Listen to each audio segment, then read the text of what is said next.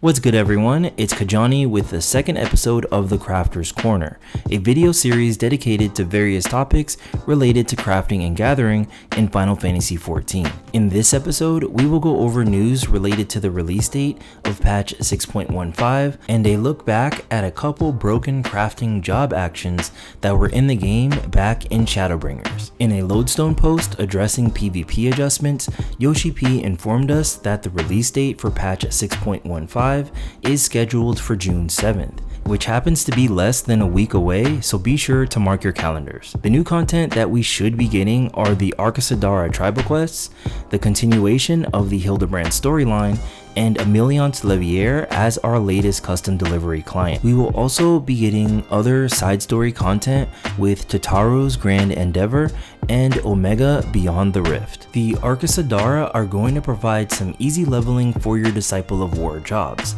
Obviously, the quests to unlock them have not been released yet, however, it will be a good idea to at least do the blue quest, Stepchild, and the subsequent chain of side quests that involve the NPC Ogul. She is most likely going to play a role in the story involving the Arcasadara tribal quest. She actually can be seen in the 6.1 trailer assisting with what appears to be a hippo race of some sort, so it's safe to make that assumption. With every new custom delivery, there will be new stuff to craft, materials to gather, and new fish to catch. If you haven't gotten your crafters and gatherers to 90 yet, custom deliveries are an easy way to level in Final Fantasy XIV. Of the new content that we're getting in patch 6.15, Emilion's as a custom delivery is what I am really looking forward to.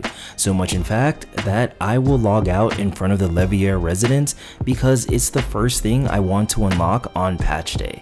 Like, we know that she is super supportive of the twins and was low-key involved with the Scions, so after all of that, what's she up to next? We'll have to find out next week. In the same lodestone post that gave us the release date for patch 6.15, Yoshi P also addressed the recent PvP adjustments, most notably to Black Mage, and the developer's thought process in making PvP adjustments. If you haven't been in Crystal Conflict lately, Black Mage is really overpowered right now, and it's not very fun to play against one unless you can take them out immediately. In that same lodestone post, they mentioned that they are going to scale back some of the changes that they made to Black Mage. Black Mage being overpowered got me thinking, did anything similarly happen in the world of crafting? Like, were there any crafting job actions that were considered so overpowered or even broken that they had to be removed? Well, after doing some research, I found that early on in Shadowbringers, the crafting job actions Reclaim and Reuse pretty much crashed the market for rare glamours and primal weapons. From what I read on the forums and on Reddit, it was pretty bad. The job action Reuse gave you a chance to get a material back after you reached 100% quality. For normal crafts, that amounted to like lumber or an ingot. However, with crafting something like a primal weapon, should you get that reuse proc, you were guaranteed to get the primal material back. Then you can quote-unquote reuse the primal material to craft the same thing or something else.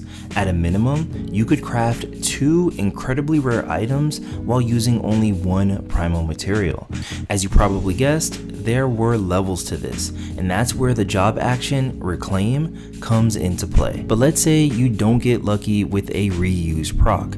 Well, you can just use Reclaim, which gives you a 90% chance of returning all of the crafting mats back to you should the craft fail. So the strategy was, whenever you didn't get a successful reuse, you would then use Reclaim, then fail the craft on purpose for that 90% chance to get all of your materials back. If you did get all of your materials back, you would then repeat the process and try to craft as many rare items as you can while using that same 1 rare primal material. That sounds really crazy, right? However, players figured out real quick how to take advantage of these 2 job actions, and they made gillions in the process. From what I saw, players were able to craft 3 to 4 items with just 1 rare material.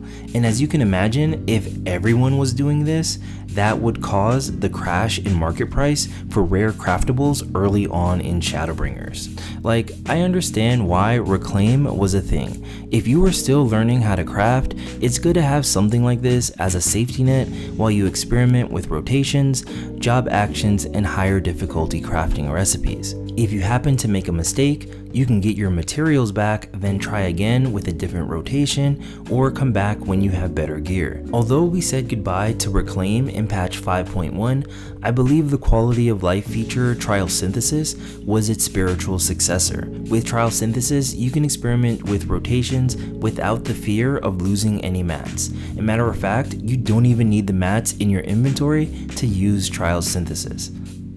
As far as the job action reuse though, not really sure what the developers were doing here. You can tell on day one that this job action was pretty broken and about to be exploited. It was introduced in patch 5.0 and then removed in patch 5.2. Both of these job actions were ultimately supposed to make crafting easier. However, together, they turned out to be a cheat code to make Gil in Final Fantasy XIV. So as they were removed, we saw sweeping changes to crafting. Actions were removed, things were simplified, and we got a whole lot of welcomed quality of life features. In my opinion, I think things turned out pretty well because crafting is in a good spot right now. However, I do think we need a consistent challenge for hardcore crafters, but that's a video for another day. So yeah, that's my history lesson on broken job actions in crafting. So that's it for this episode of the Crafter's Corner. Until next time, peace.